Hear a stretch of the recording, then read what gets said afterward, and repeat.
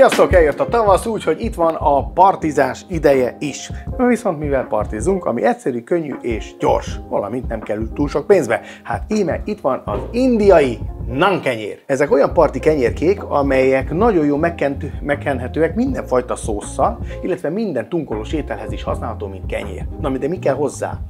Ugye kell hozzá 450 g finomliszt, BL55, kell hozzá egy jó 5 dekányi olvasztott vaj, meg egy jó 20 dekányi majd a kenéshez, kell hozzá másfél deci joghurt, kell hozzá másfél deci tej, ami legyen langyos, kell hozzá fél deciliter langyos víz, és ahhoz, hogy fölkeljen, megkeljen, kell 15 g friss élesztő, és egy fél teáskanál sütőpor, ez fogja megturbózni, kell vele még kb. 10 g só, és igazából ezzel össze is állt a tészta. A trükk abban van, hogy lehet palacsinta sütőben is sütni, de a legjobb, hogyha egy olyan lapon sütjük, ami egyenletes hőelosztást biztosít, és mondjuk kőből van, vagy kerámiából. Na, ez jelen esetben ugye ez a pizza kemenceles, ami például ugye nem csak pizzára, hanem például ilyen naan kenyérek sütésére is lehet használni.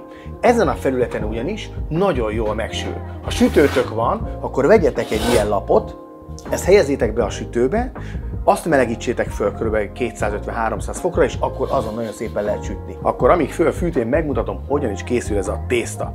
Nagyon egyszerű, vesszük ugye a lisztet, ezt átszitáltam, nagyon fontos, hogy legyen átszitálva a készítés előtt, és föl kell futtatnunk egy kis élesztőt, egy kis langyos tejben. Tehát a tejbe vagy a tejhez hozzáadom az élesztődarabokat, friss élesztőt, lehet szárítottat is használni, csak a friss élesztőnél még habosabb lesz, még könnyebb lesz maga a tészta.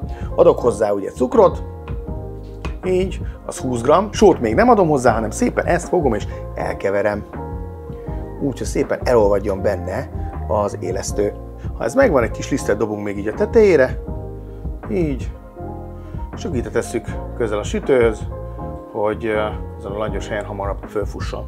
Jó, addig vesszük a lisztet, ezt hozzáadjuk a joghurtot, így. Hozzáadjuk természetesen a vizet, a vajat, és eldolgozzuk vele.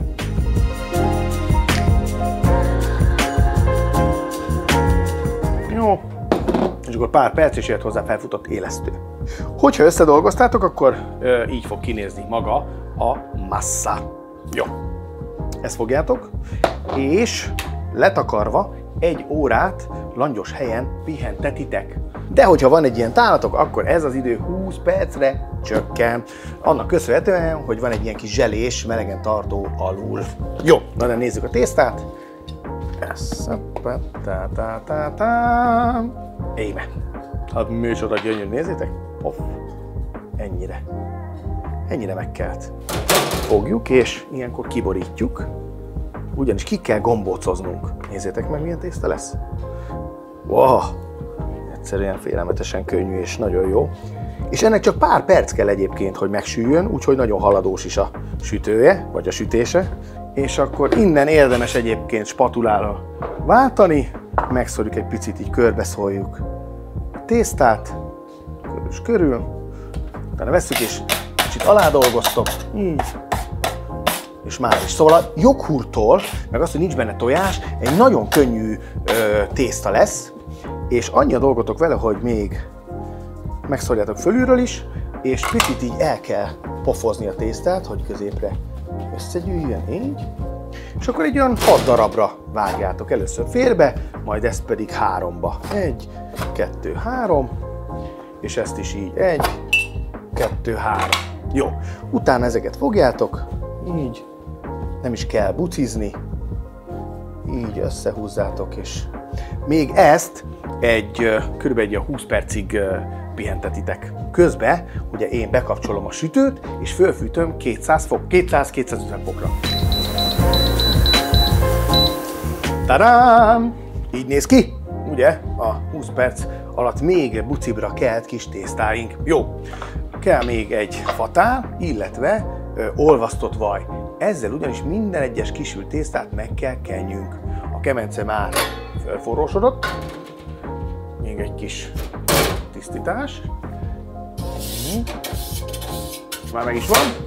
És akkor amivel fogom sütni, ez egy olyan kis kiegészítő hozzá, amit külön lehet kapni, nem jár a géphez, viszont lehet vele aztán kenyeret, pizzát szeletelni, meg minden ebbe sütött lepénykéhez is. Nagyon jó például betenni és kitenni, én is ezzel fogom most forgatni. Tehát belisztezzük az új hegyeinket, kicsit ide varázsoljuk középre a tésztát, így előveszünk egy fát, amivel ki tudjuk nyújtani, és szépen, nagyon egyszerűen kinyújtjuk. Nem kell túl vékonyra, de túl vastagra sem.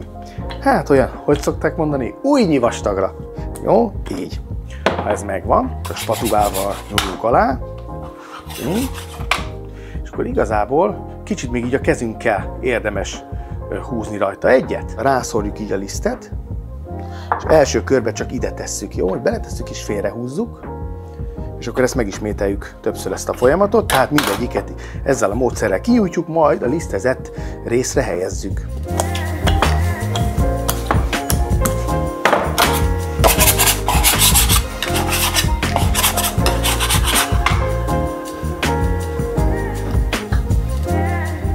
Ha ez megvan, akkor vesszük a kis pörgetőnket, meglisztezzük, megpörgetjük. Helyezzük a tésztánkat, így, és mehet be a sütőbe. Úgy érdemes, hogy a középső részébe érdemes berakni, oda hátulra. Körülbelül olyan 3 perc a sütés.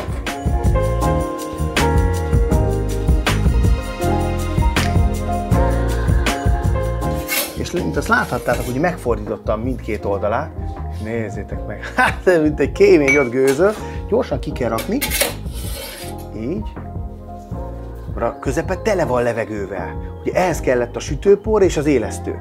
És most jön még a döfés, úgyis az egészet meg kell locsolni, meg kell kenni most ezzel a kis margarinnal. Viszont szabály, csak az egyik felét kenjétek meg. Így magába szívja ezt a finom kis margarint, majdnem azt mondtam finom kis vajat, hát az is lehet, de a vajat, és ez a zsíradék még úgy megkrémesíti az egészet. Nézd. Babám!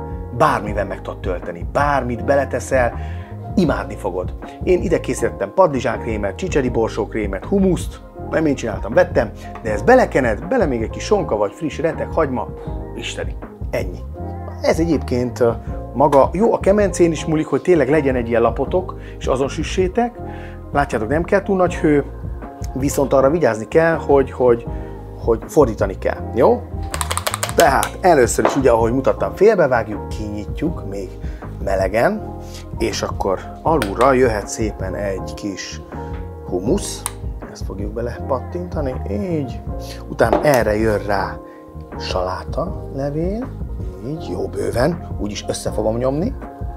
Erre jön rá egy kis padlizsánkrém, így. A padlizsánkrémre jön egy kis csípős majonéz, akkor a csípős majonézre még egy kis jalapeno szósz, mert ugye mind a kettő másképp csíp. Így. Jöjjön a hús, egy kis sonka anyag, akkor erre a lila hagyma, és akkor még egy kis saláta, még egy kis majó, nézd, és ezt így ráborítod, és ezzel megvan a habkönnyű tutti szendvics. Hát nézzétek, így. Nagyon könnyű, nagyon puha. És hát ugye az kell hozzá, hogy összeállítsátok ezt a masszát, ezt a tésztát, egyszerű 1 óráig pihentetitek, ha van keresztültál, akkor csak 20 perc, és utána be a pizzasütő kemencébe. Ez egy elektromos, de van gázos is, de hogyha ez sincs, vagy nem akartok venni, akkor van sütő is. Jó, úgyhogy bármilyen területen meg lehet sütni, ami viszont kell hozzá feltétlen, az a kő, a samot kő, mert ez elengedhetetlen, hogy ilyen legyen a tészta, ilyen állagú és ilyen könnyű.